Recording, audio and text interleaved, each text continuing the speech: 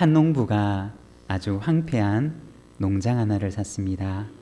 전 주인이 이 농장을 제대로 가꾸지를 않아서 정원에는 잡초가 가득했었고 창고는 보수가 되지 않아서 허물어져 있었고 농장 곳곳에는 온통 널브러진 돌들로 가득한 곳이었습니다.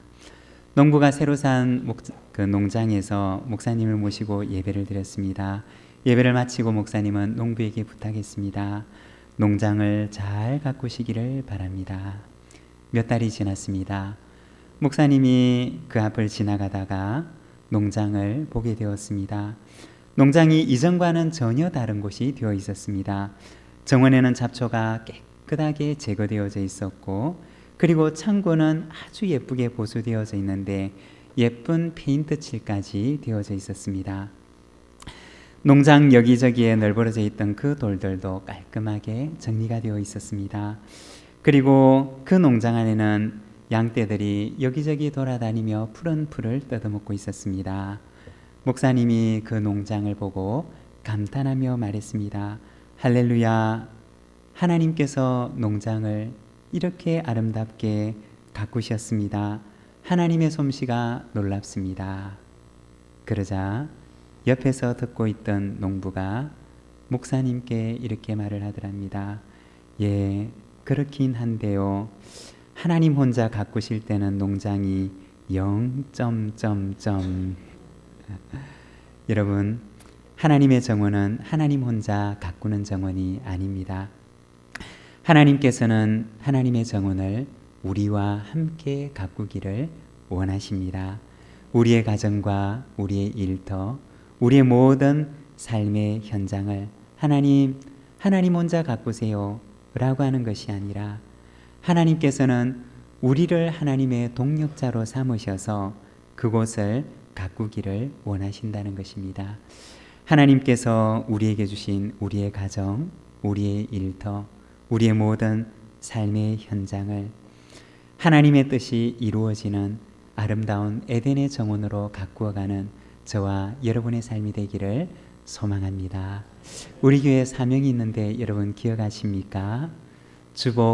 우리가 가지고 있는 주보 오른쪽 위에 보면 나와 있는데 우리 교회 사명 우리 같이 한번 보면서 우리 같이 한번 외치도록 하겠습니다. 함께 외치겠습니다. 시작. 삶의 현장을 하나님 나라로, 여러분 삶의 현장을 하나님 나라로 바꾸어가는 우리 부산진교회 모든 믿음의 식구들이 되시기를 바랍니다. 우리가 지난 몇 주간 창세기 1장에서 3장까지 말씀을 통해서 우리가 이 말씀을 묵상하는데 여기에 보면 하나님께서 세상을 얼마나 복되게 창조하셨는가를 말씀을 하십니다. 창세기 2장 3절의 말씀을 보게 되면 하나님께서 세상을 창조하시고 그 땅에 복을 주시는데 하나님이 그 일곱째 날을 복되게 하사 거룩하게 하셨으니 이는 하나님이 그 창조하시며 만드시던 모든 일을 마치시고 그날에 안식하셨음이니라. 여기 보면 하나님께서 6일 동안 세상을 창조하시고 나서 제7일째 하나님께서 창조하신 그 땅을 복되게 하십니다. 복되게 하시고 그 땅을 거룩하게 하셨다라고 말씀하십니다. 그리고 창세기 2장 8절 말씀에서는 여호와 하나님이 동방의 에덴에 동산을 창설하시고 그 지으신 사람을 거기 두시니라고 말씀하십니다. 하나님께서 세상을 창조하시고 마지막 날에는 당신의 형상을 꼭 닮은 사람을 창조하시고 그리고 그를 위해서 아름다운 정원을 만드시고 그 정원에 하나님의 그 사랑의 정원에 그를 거기에 두셨다라고 말씀을 하십니다. 인도에 가면 타지마할이라고 하는 대리석으로 된 아주 아름다운 건축물이 있습니다. 한 해도 수많은 사람들이 찾는 곳인데 이 타지마할이라고 하는 곳은 인도의 한 왕이 일찍 세상을 떠난 자기의 아내를 위해서 엄청난 돈을 들여서 그 당시 그 국가 예산의 약 5분의 1 가량 되는 그 돈을 들여서 내가 내 아내를 위해서 세상에서 가장 아름다운 묘원을 만들리라 고 하는 마음으로 바로 타지마할이라고 하는 곳을 지었다고 합니다. 수많은 사람들이 이 인도를 방문하게 되면 그 왕비를 향한 왕의 지고한 사랑이 담긴 그 묘원을 찾아가게 되는데, 하나님께서 아담을 위해서 지으셨던 그 정원은 한 왕이 그의 왕비를 위해서 지었던 그 묘원과는, 정원과는 비교할 수도 없을 만큼 아름다운 그러한 정원이었습니다. 그곳은 하나님께서 사람을 만드시고 난 뒤에 그에게 주셨던 최고의 선물이었던 것입니다. 하나님께서는 그에게 그곳에서 일터를 주셨고, 그곳에서 가정을 허락해 주셨고, 그리고 하나님과 자유로운 교제를 나눌 수 있는, 풍성한 교제를 나눌 수 있는 사랑의 동산을 그에게 선물로 주셨던 것입니다. 하나님께서 아담에게 주셨던 그 에덴, 그 사랑의 정원은 어떤 곳이었느냐? 창세기 2장 15절에서 18절까지 말씀을 보면 이렇게 말씀을 하십니다. 우리가 자막을 보면서 같이 한번 읽도록 하겠습니다. 함께 읽겠습니다. 여호와 하나님이 그 사람을 이끌어 에덴 동산에 두어 그것을 경작하며 지키게 하시고, 여호와 하나님이 그 사람에게 명하여 이르시되 동산 각종 나무의 열매는 내가 임의로 먹되 선악을 알게 하는 나무의 열매는 먹지 말라.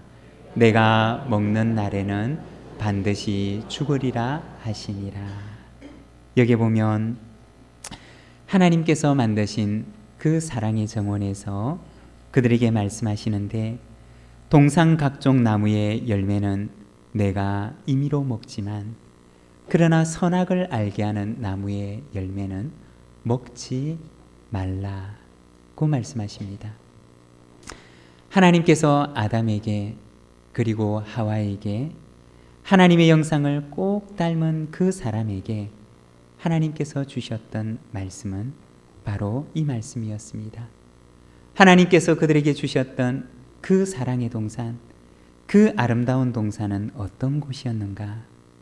그곳은 바로 하나님의 허용이 있었고 하나님의 금지가 있었던 곳이었다는 것입니다. 하나님께서는 그곳에서 그들에게 무엇을 허용하셨느냐? 동산 각종 나무의 열매는 내가 임의로 먹어라고 말씀하셨습니다. 여기서 임의로 먹는다라고 하는 말의 원래 뜻, 원래 원어의 의미를 살펴보면 먹고 또 먹어라 그 하는 말씀입니다. 먹는다라고 하는 이 말을 두 번이나 반복해서 사용을 하면서 하나님께서 인간에게 허락하신 무한한 자유와 무한한 허용을 말하는 것입니다. 너는 이 동산의 각종 나무의 열매를 먹되 먹고 또 먹고 자유롭게 만족할 만큼 충분히 이 동산에 있는 모든 것들을 내가 너에게 주노라 고 말씀하시면서 하나님께서 이 아담에게 무한하고 자유로운 그리고 충분한 허용을 주시는 그러한 말씀을 보여주십니다. 무엇을 허락하시느냐? 동산 각종 나무의 열매를 그들에게 허락하십니다. 동산 각종 나무의 열매라고 하는 말은 원어의 의미에서는 동산의 모든 나무를 이라고 말씀을 하십니다. 동산의 모든 나무를 하나님께서는 그들에게 허락하셨던 것입니다. 먹고 또 먹고 마음껏 취하며 그것을 마음껏 누리며 하나님께서 허락하신 것을 그들의 삶 가운데 충분히 이용하며 살아가도록 하나님께서는 그들에게 허용하시되 무한한 허용을 허락하셨던 것입니다. 하나님께서 그들에게 충분하고 자유로운 무한한 허용을 허락하심과 동시에 또 그곳은 어떠한 곳이었느냐? 바로 그곳은 하나님의 금지가 또한 존재하는 곳이었습니다. 동산 각종 나무의 열매를 내가 마음껏 먹어라 고 말씀하셨지만 그 말씀과 함께 하나님께서는 또한 그에게 말씀하시기를 선악을 알게 하는 나무의 열매는 먹지 말라고 말씀하셨습니다. 무한한 허용과 함께 모든 나무의 열매를 먹으라고 허용하심과 함께 또 하나님께서는 그에게 선악을 알게 하는 나무의 열매는 먹지 말라고 하시는 금지를 그에게 말씀하셨던 것입니다. 이 에덴 동산은 바로 하나님의 허용이 선포되고 하나님의 금지가 선포된 곳이었습니다. 이 말씀을 우리가 보게 되면 한편으로 우리의 마음속에는 이런 생각이 들기도 합니다. 아니, 하나님께서는 왜 동산의 모든 나무의 열매를 마음껏 먹으라고 허용하시면서 왜 하나님께서는 동시에 유독 한 나무의 열매는 먹지 말라고 하셨을까? 그 나무도 먹도록 허락하셨다면 인간이 죄를 지을 일도 없었을 것이고 인간은 하나님께서 선물로 주셨던 그 행복한 동산에서 영원히 살 수 있지 않았을까라고 하는 그러한 생각을 우리의 마음 한편에는 가지게 됩니다. 여러분, 우리가 다시 한번 생각을 해본다면, 우리가 이렇게 질문을 해본다면, 만일에 이 에덴 동산이 모든 것이 허용된 곳이었다면 그곳은 과연 천국과 같은 곳이 되었을까요? 만일에 하나님의 금지가 없이 인간에게 모든 것이 허용되는 그러한 곳이었다면 그곳은 기쁨과 행복만 있는 유토피아와 같은 그러한 곳이 되었을까요? 여러분은 어떻게 생각을 하십니까? 허용만 있고 금지가 없다면 그러면 그 에덴은 과연 천국 같은 곳이 되었을까요? 아마도 만일에 그곳에 하나님의 금지가 없이 모든 것이 허용이 되는 그러한 곳이 되었다면 어쩌면 그곳은 이 세상에 가장 행복하고 기쁨과 평화가 넘치는 곳이 아니라 어쩌면 그곳은 이 세상에서 가장 위험한 곳이 되었을지도 모른다는 것입니다. 하나님의 금지가 있기에 하나님의 무한한 허용과 함께 자유가 함께 그곳에는 하나님의 금지가 있었기에 에덴은 하나님의 뜻이 이루어지는 장소였고 하나님의 평화가 깃든 장소였고 그곳에서는 인간이 누릴 수 있는 하나님의 충만한 복을 누리며 살아갈 수 있는 그러한 복된 땅이 될 수가 있었다는 것입니다. 에덴은 하나님의 무한한 자유가 허용된 곳임과 동시에 그곳은 죄를 향하여서는 하나님의 엄격한 금지가 선포된 곳이었습니다. 창세기 4장에 보면 바로 아담의 후손이었던 가인과 아벨의 이야기가 등장하게 됩니다. 가인이 아벨을 향하여서 질투와 미움의 마음을 품게 됩니다.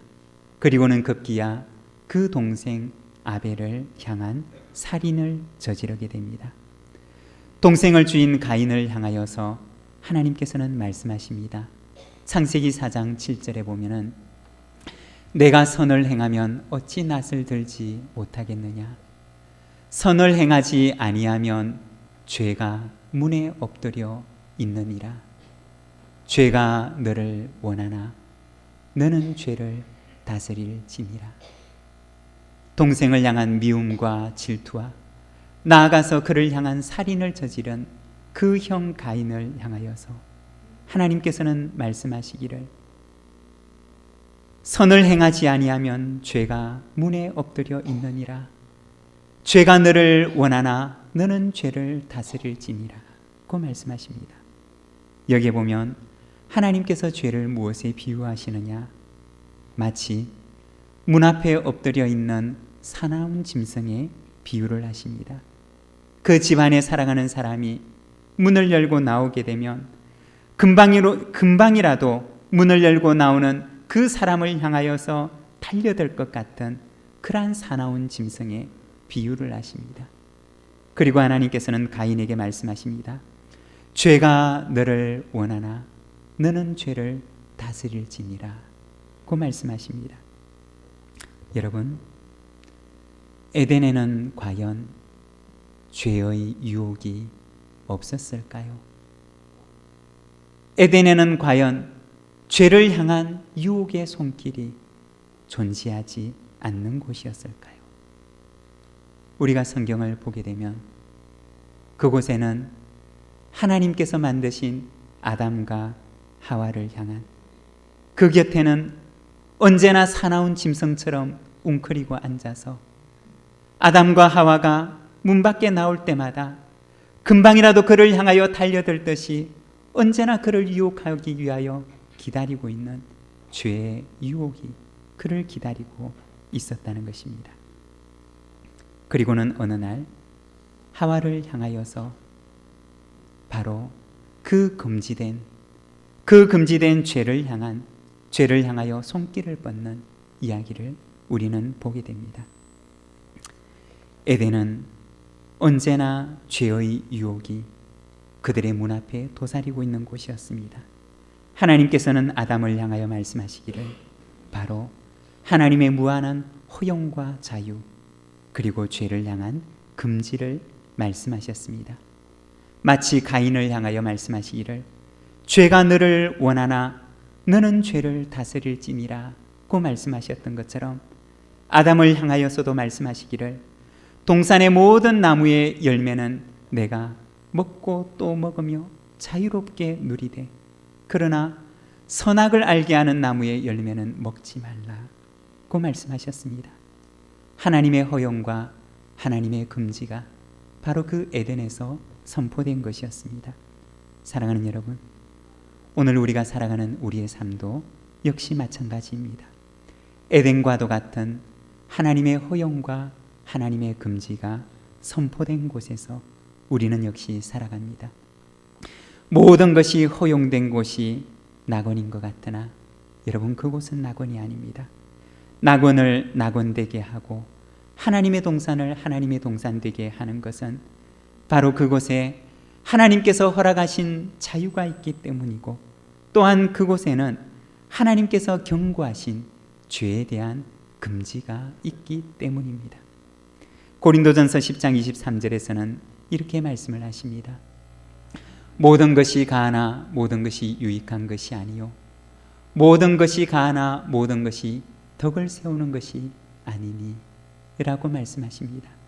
하나님께서는 우리에게 무한한 자유를 주셨지만, 그러나 그 자유가, 우리에게 허용된 그 모든 자유가 모두가 유익한 것은 아니라고 하는 것입니다. 고린도전서 10장 31절에서는 그런즉 너희가 먹든지 마시든지 무엇을 하든지 하나님의 영광을 위하여 하라고 말씀을 하십니다. 우리가 먹든지 마시든지 무엇을 하든지 그것이 하나님의 영광을 위한 일이라면 우리의 자유를 마음껏 사용하되, 그러나 그것이 하나님의 영광을 가리고 하나님께 영광이 되지 못하는 일이라면 너는 그 앞에서 멈추어서라 고 말씀하시는 것입니다. 갈라디아서 5장 13절에서는 이렇게 말씀을 하십니다. 형제들아, 너희가 자유를 위하여 부르심을 입었으나 그러나 그 자유로 육체의 기회를 삼지 말고 오직 사랑으로 서로 종노릇하라 고 말씀하십니다.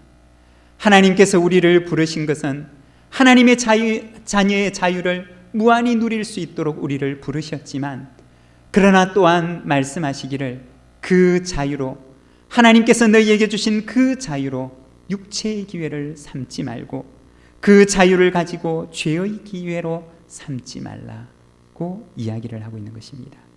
에덴은 어떤 곳이냐?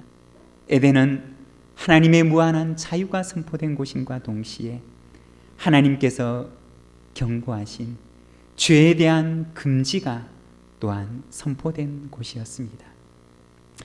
그런데 어느 날 죄가 하와를 향하여 다가와서 그를 유혹합니다. 3장 1절의 말씀을 보면 이렇게 말씀합니다. 그런데 뱀은 여호와 하나님이 지으신 들짐승 중에 가장 간교하니라. 뱀이 여자에게 물어 이르되 하나님이 참으로 너희에게 동산 모든 나무의 열매를 먹지 말라 하시더냐. 여기에 보면 뱀을 향하여서 간교하다 라고 이야기를 합니다. 이 간교하다 라고 하는 말의 의미는 영리하다, 명석하다, 혹은 솜씨가 좋다, 혹은 교활하다 라고 하는 의미를 가지고 있습니다. 하나님이 지으신 들짐승 가운데 뱀이 가장 간교하였다 라고 말씀을 합니다. 무엇을 말씀하는 것이냐? 바로 우리의 지성이 죄의 도구가 될 수도 있다는 것입니다. 지성이라고 하는 것은 분명 하나님께서 주신 좋은 선물입니다. 그것은 하나님께서 주신 좋은 선물이고 잘 활용하면 아름다운 도구가 될 수 있다는 것입니다. 그렇지만 그것 자체가 선한 것은 아니라고 하는 것입니다. 잘 활용하면 선한 도구가 될 수도 있는 것이지만 그러나 잘못 사용하게 되면 그것은 악한 도구가 될 수도 있다는 것입니다. 하나님께서 우리에게 주신 선물들이 모두가 그러합니다. 우리의 지성, 우리의 재능, 그리고 우리의 물질, 이 모든 것들은 하나님께서 우리에게 주신 아름다운 선물임이 분명합니다. 그렇지만 그것 자체가 선한 것은 아니라고 하는 것입니다. 훌륭한 도구이지만 그러나 그것을 잘 활용하면 선한 도구가 될 수도 있으나 그러나 그것을 잘못 활용하면 선하지 않은 도구, 죄의 도구가 될 수도 있다는 것입니다. 하나님께서 우리에게 주신 모든 선물이 그러합니다. 우리의 지성이 그러하고 우리의 손, 우리의 발, 우리의 입술, 우리의 모든 지체가 그러합니다. 우리의 인생이 또한 그러합니다. 잘 활용하면 하나님의 선한 도구가 될 수도 있지만 그러나 잘못 활용하면 그것이 선하지 않은 도구, 죄의 도구가 될 수도 있다는 것입니다. 하나님께서는 말씀하십니다. 죄가 문 앞에 엎드려 있으나 죄가 너를 원하나 너는 죄를 다스릴지니라 고 말씀하십니다. 뱀의 지성은 죄의 도구가 되고 말았던 것입니다. 뱀이 하와에게 말을 건넵니다. 하나님이 참으로 너희에게 동산의 모든 나무의 열매를 먹지 말라 하시더냐. 하와에게 건네는 그 말이 하나님이 참으로 너희에게 동산의 모든 나무의 열매를 먹지 말라 하시더냐. 여러분, 이 한마디 말은 인류 가운데 던져졌던 가장 비극적인 불행을 가져왔던 한마디 말이었습니다.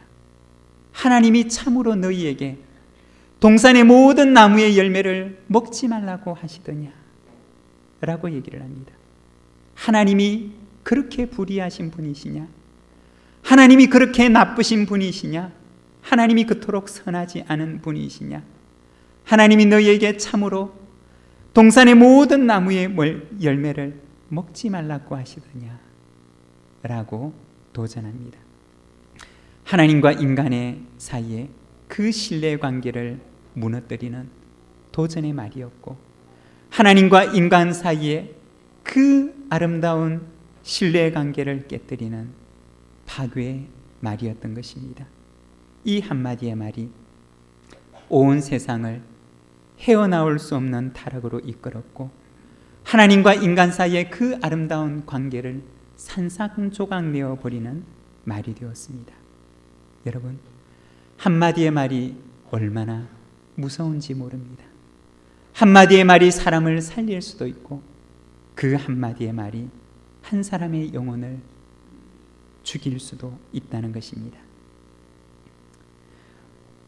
얼마 전에 쉬는 날 부산의 한 인근의 카페를 갔었습니다. 가끔 쉬는 날이 되면 집사람과 함께 차 한잔 마시고 거기에서 성경도 보고 그리고 그 다음날 새벽기도 설교 준비도 하면서 그렇게 돌아오곤 하는데, 그날도 역시 말씀을 보고 그리고 성경도 볼 겸 부산의 인근에 있는 한 카페를 찾게 되었습니다. 전망이 좋은 곳을 골라서 말씀도 보고 설교 준비도 할 겸 그곳에서 차를 마시면서 지내는데, 한 1시간쯤 지났을 무렵에 4-5명 되시는 분들께서 그 카페를 찾아오셨습니다.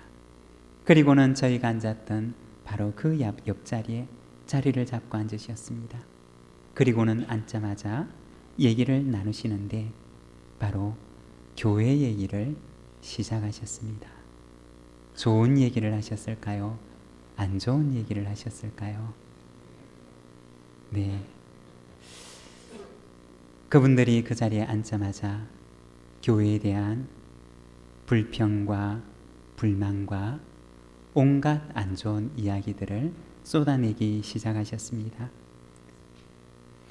의도치 않게 말씀을 듣게 되니 그 이야기를 주도하고 계셨던 분은 교회에 출석한 지 1년도 되지 않는 분이셨습니다. 본인의 말씀에 의하면 성당을 다니다가 교회를 왔다라고 말씀을 하셨는데, 교회에 대한 온갖 불평과 불만과 불신에 대해서 말씀을 하셨습니다. 교회 모든 구성원들, 집사님, 권사님, 안수집사님, 장로님, 그리고 마지막으로는 목사님, 결론은 목사님을 갈아치워라 그 얘기를 하시는 것이었습니다. 그런데 공교롭게도 말씀하시는 그 교회와 그 목사님이 제가 너무나도 잘 아는 분이셨습니다. 교회를 너무나 평안하고 그리고 그 교회를 개척해서 너무 아름답게 성장하고 지역사회 가운데서 때도 아주 좋은 소문이 나 있는 지역사회를 너무나 잘 섬기는 그러한 교회였습니다. 그런데 이 교회 온 지 얼마 되지 않은 이분께서 그 카페에 대화를 주도하시는데 카페에 앉아있는 모든 분들이 다 들을 정도로 큰 소리로 그 교회에 대해서 성토를 하고 계셨습니다. 제가 마음속으로 그 옆에 앉아 있으면서 만일에 내가 교회를 다니지 않는 사람이었다면 내 마음속에 어떤 생각이 들었을까? 라고 하는 생각을 하게 되었습니다. 아마도 제 마음속에 그렇구나. 교회라고 하는 곳은 절대로 가면은 안 되는 곳이구나. 내가 교회는 절대로 가서는 안 되겠다. 라고 하는 그 생각이 아마 제 마음속에 들었을 것입니다. 그 이야기를 온 카페가 다 울리도록 그 이야기를 나누고 계셨습니다. 조용히 자리를 옮겨서 거기에서 가장 먼 자리로 자리를 옮겼습니다.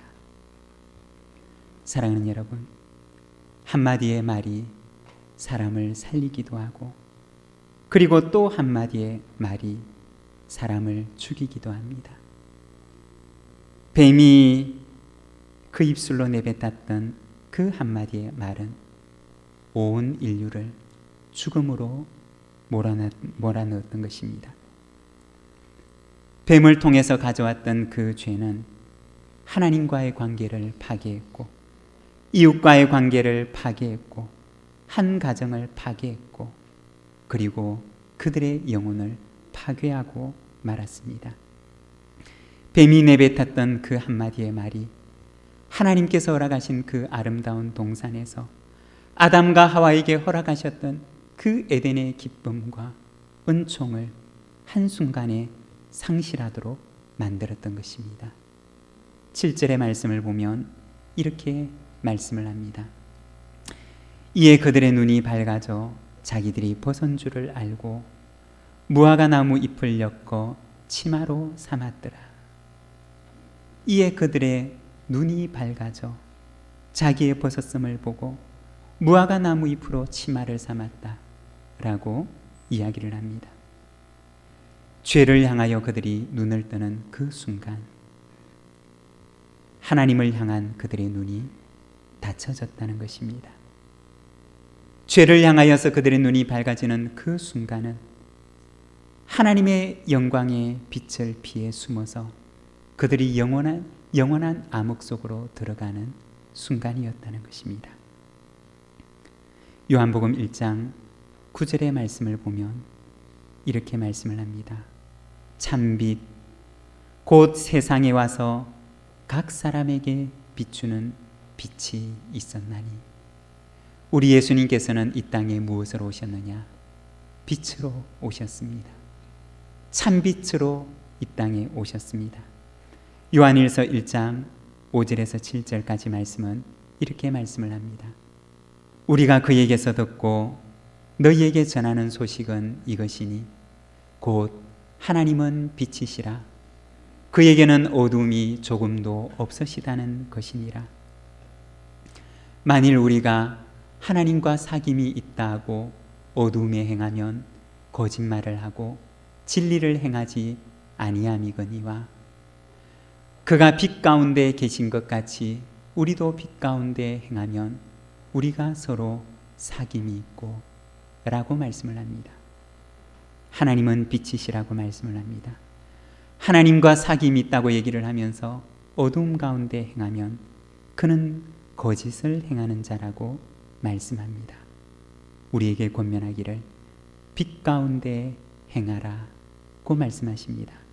사랑하는 여러분, 우리가 오늘도 살아가는 이 세상은 죄가 우리의 문 앞에 서서 언제든지 우리를 향하여 달려들 그 틈을 기다리는 이 세상입니다. 마치 우는 사자가 택하신 자라도 삼키려고 하듯이 죄가 그 문 앞에 엎드러져 있어서 문 앞에 나오는 이를 기다리고 있는 것이 바로 우리가 살아가는 세상입니다. 하나님께서는 우리에게 말씀하십니다. 죄가 너를 원하나 너는 죄를 다스리라 고 말씀하십니다.